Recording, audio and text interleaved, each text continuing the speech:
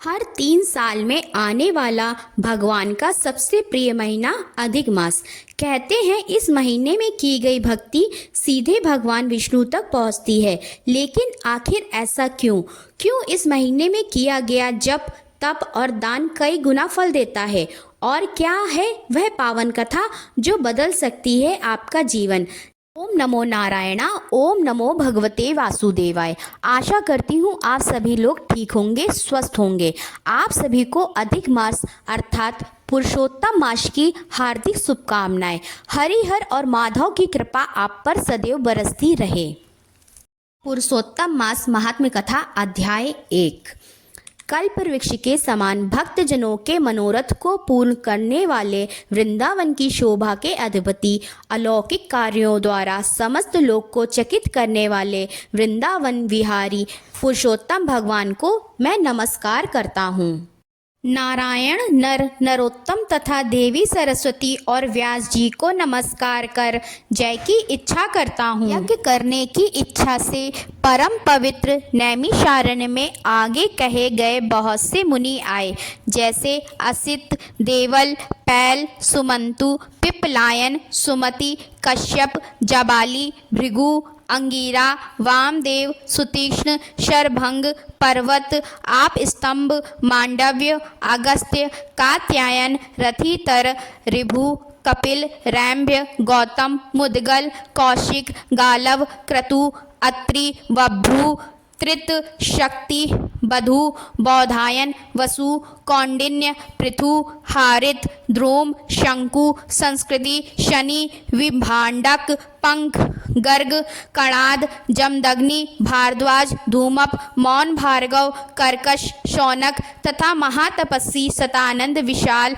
वृद्ध, विष्णु, जर्जर, जय, जंगम, पार, पाशधर, पूर, महाकाय, जैमिनी, महाग्रीव, महाबाहु, महोदर, महाबल, उद्दालक, महासेन, आर्त, आमलक प्रिय, ऊर्ध्वबाहु, ऊर्ध्वपाद, एकपाद, दुर्धर, उग्रशील, जलाशी, पिंगल, अत्रि, ऋभु, शांडिर, करुण, काल, कैवल्य, कलाधार, श्वेतबाहु, रोमपाद, कद्रु, कालदग्नि, रुद्रग, श्वेताश्वर, आद्य, शरभंग, पृथु, श्रवश आदि शिष्यों के सहित ये सब ऋषि अंगों के सहित वेदों को जानने वाले, ब्रह्मनिष्ठ, संसार की भलाई तथा परोपकार करने वाले, दूसरों के हित में सर्वदा तत्पर, श्रौत स्मार्त कर्म करने वाले नैमिषारण्य में आकर यज्ञ करने को तत्पर हुए। इधर तीर्थ यात्रा की इच्छा से सूत जी अपने आश्रम से निकले और पृथ्वी का भ्रमण करते हुए उन्होंने नैमिषारण्य में आकर शिष्यों के सहित समस्त मुनियों को देखा। संसार समुद्र से पार करने वाले उन ऋषियों को नमस्कार करने के लिए पहले से जहाँ वे इकट्ठा थे वहीं प्रसन्नचित सूत जी भी जा पहुँचे।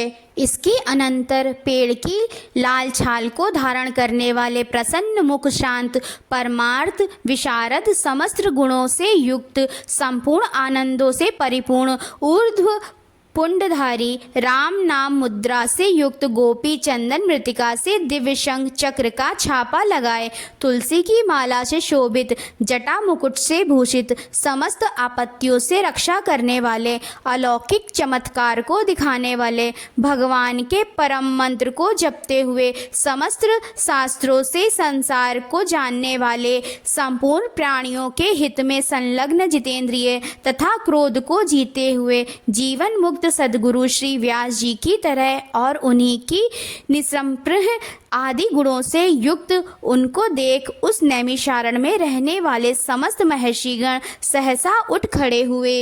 विविध प्रकार की विचित्र कथाओं को सुनने की इच्छा प्रकट करने लगे।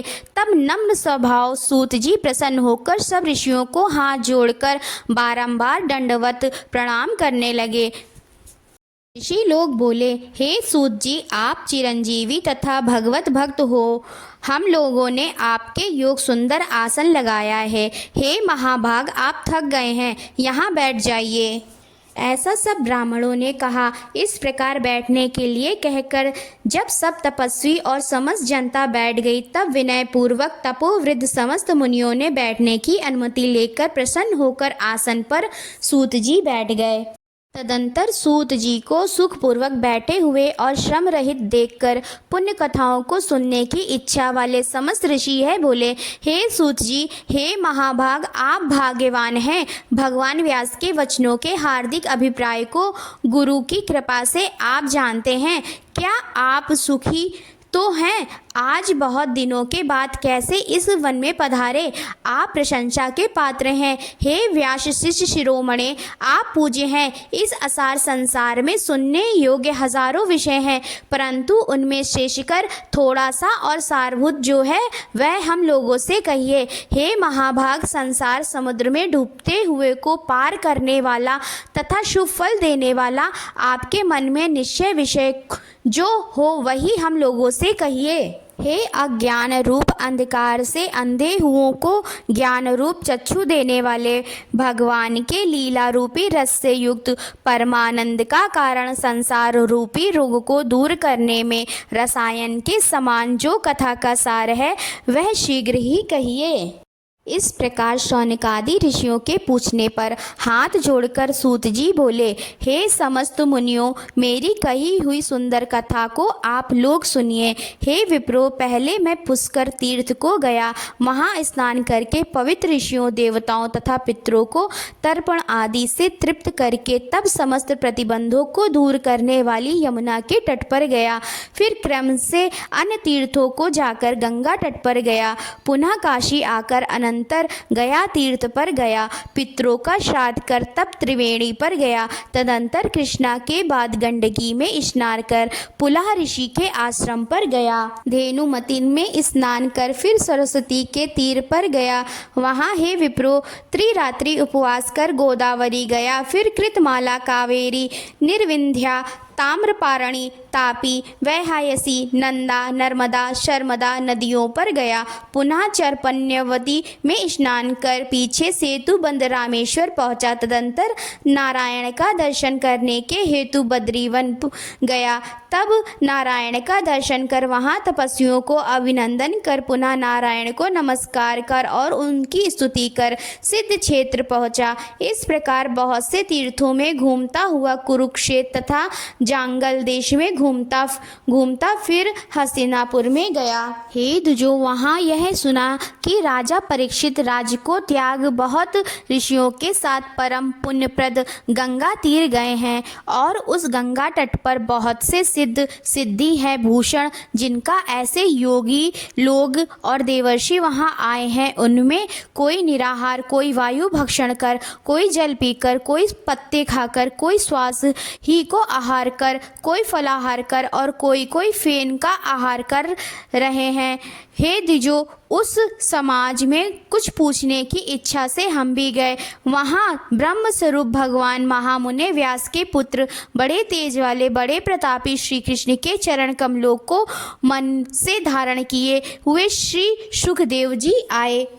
उन 16 वर्ष के योगी राज शंख की तरह कंठ वाले, बड़े लंबे चिकने बालों से घिरे हुए मुख वाले, बड़ी पुष्ट कंधों की संधि वाले, चमकती हुए कांति वाले, अवधूत रूप वाले, ब्रह्म रूप थूकते हुए लड़कों से घिरे हुए, मक्षिकाओं से जैसे मस्त हस्ती घिरा रहता है, उसी प्रकार धूल हाथ में ली हुई स्त्रियों से घिरे हुए, सर्वांग धूल रमाए महामुनि सुखदेव को देख सब मुनि प्रसन्नता पूर्वक हाथ जोड़कर सहसा उठकर खड़े हो गए। इस प्रकार महामुनियों द्वारा सत्कृत भगवान शुक्र को देखकर पश्चाताप करती हुई स्त्रियां और साथ के बालक जो उनको चिढ़ा रहे थे दूर ही खड़े रह गए और भगवान शुक्र को प्रणाम करके अपने अपने घरों को चले गए। इधर मुनि लोगों ने सुखदेव के लिए बड़ा ऊंचा और उत्तम आसन बिछाया। उस आसन पर बैठे हुए भगवान शुक्र को कमल की कणिका को जैसे कमल के पत्ते घेरे रहते हैं, उसी प्रकार मुनि लोग उनको घेर कर बैठ गए। यहाँ बैठे हुए ज्ञान रूप महासागर के चंद्रमा भगवान महामुनि व्यास जी के पुत्र सुखदेव जी ब्राह्मणों द्वारा की हुई पूजा को धारण कर तारागणों से घिरे हुए चंद्रमा की तरह शोभा पा रहे थे। ओम नमो नारायणा, ओम नमो भगवते वासुदेवाय। यह थी पवित्र पुरुषोत्तम मास यानी अधिक मास में महात्म कथा का अध्याय 1। जो भी श्रद्धा और विश्वास के साथ इस कथा को सुनता है उसके जीवन से दुख, पाप और बाधाएं दूर होती हैं और भगवान श्री कृष्ण की विशेष कृपा प्राप्त होती है। अगर आपको यह कथा पसंद आई हो तो वीडियो को लाइक करें, चैनल को सब्सक्राइब करें और बेल आइकन ज़रूर दबाएं ताकि ऐसी ही धार्मिक और सनातन ज्ञान से भरी कथाएं आप तक सबसे पहले पहुंचती रहे। राधे राधे।